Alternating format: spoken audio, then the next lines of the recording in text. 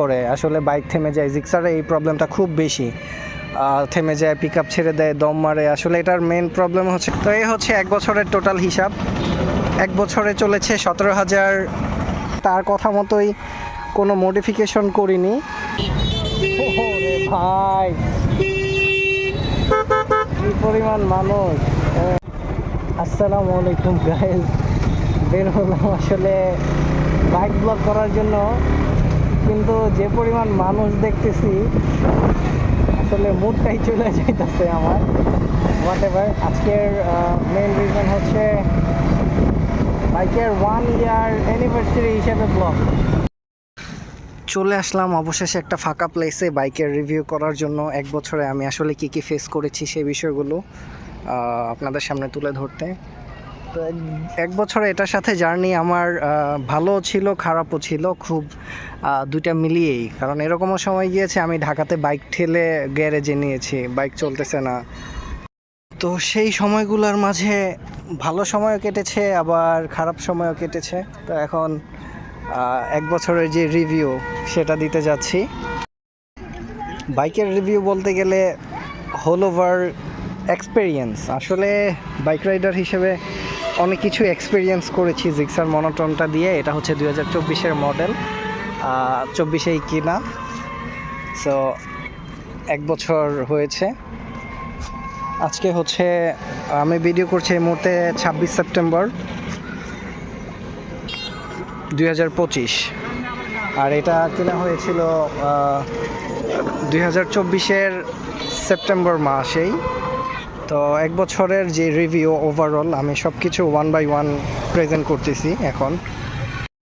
এটা হচ্ছে Suzuki Gixxer monotone, আমার লাভলি। 1 বছরে চলেছে 17,080 কিলোমিটার। এটা আমি সিটিতে এবং ভিলেজ লাইফ দুইটাতেই আমি রাইড করেছি। শহরেও চালানো হয়েছে, ঢাকা কেন্দ্রিক এবং গ্রামেও। অন অ্যাভারেজ মাইলেজ পেয়েছি 38 থেকে 40। এবং এটার যে এক্সপিরিয়েন্স, যেটা ফার্স্টেই বলেছি যে এটাকে নিয়ে আমার আসলে ধাক্কাতেও হয়েছে রাস্তায়। এটার ভিডিও প্রিভিয়াসে আপনারা দেখেছেন।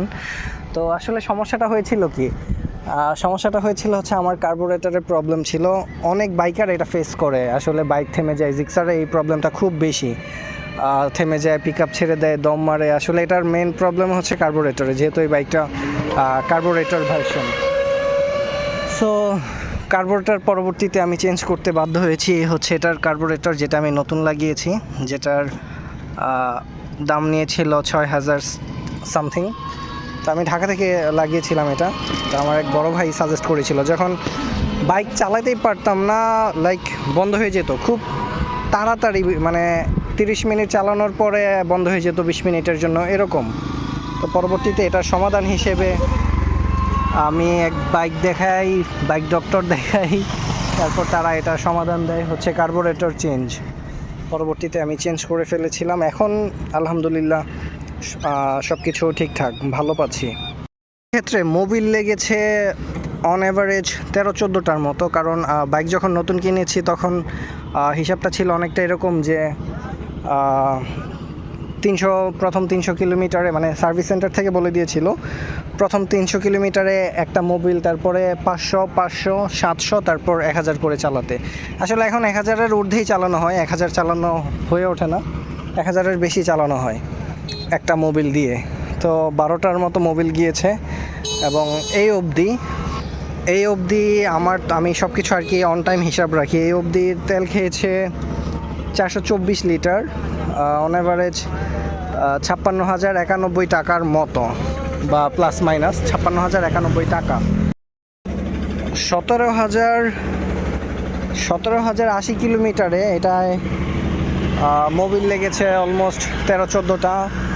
তেল গিয়েছে 424 লিটার। এবং যেটা টাকার পরিমাণ যদি আমি বলি যে 1 বছরে আমার বাইকে কত টাকার তেল লেগেছে, সেটা হচ্ছে 56,091 টাকা। অ্যান্ড কার্বোরেটরের খরচ আলাদা, ওইগুলো বাদ, মোবিলের খরচ এখানে নাই, শুধু তেলের। তো এই হচ্ছে 1 বছরের টোটাল হিসাব। 1 বছরে চলেছে 17,080 কিলোমিটার। এবং 17,080 কিলোমিটার চলতে তেল লেগেছে 424 লিটার। যেহেতু আমি গ্রামে এবং শহরে দুই ক্ষেত্রেই আমি রাইড করি, সেক্ষেত্রে এটা গড় হিসাব। মাইলেজ অন অ্যাভারেজ পেয়েছি 40-এর মতো, যেটাতে আমি নিজে পার্সোনালি স্যাটিসফাইড। সো আমি আসলে বাইকার হিসেবে সব কিছু টাইম টু টাইম সার্ভিসিংগুলো নিয়ে থাকি।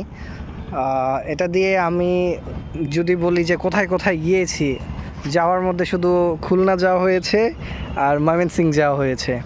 ইনশাল্লাহ ইন লাইফ বড় বড় ট্যুর দেওয়া হবে এটার সাথে। আশা করি এখন পর্যন্ত খুব বড় সড়ো কোনো বিপদে পড়িনি, আল্লাহ না পড়াক। And here is my lovelies overall whatever it call overall সুনাম প্লাস বদনাম।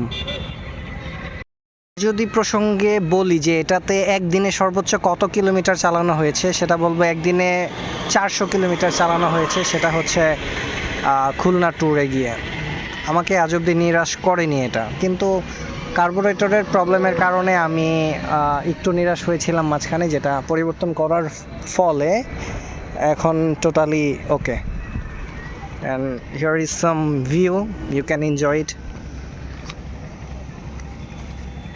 বাইক মেনটেনেন্সের বিষয়ে আমি আসলে প্রচুর পরিমাণ মেনটেনেন্স করি, like time to time Mobil এটা ওইটা সব কিছু। সো অনেকে বলে যে 24-এর মনোটন জিক্সারে মাইলেজ পায় 30, 32, 35। সেক্ষেত্রে আমি আলহামদুলিল্লাহ ভালো পাচ্ছি।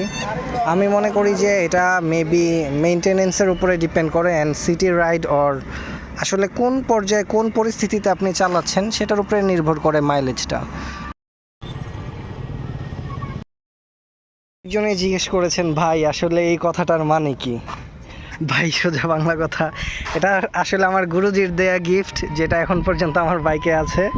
অ্যান্ড বাইক কেনার পিছনে সব সেই কি বলে আগ্রহ, বাইক চালানো শেখা, সব কিছুই সেই গুরুজির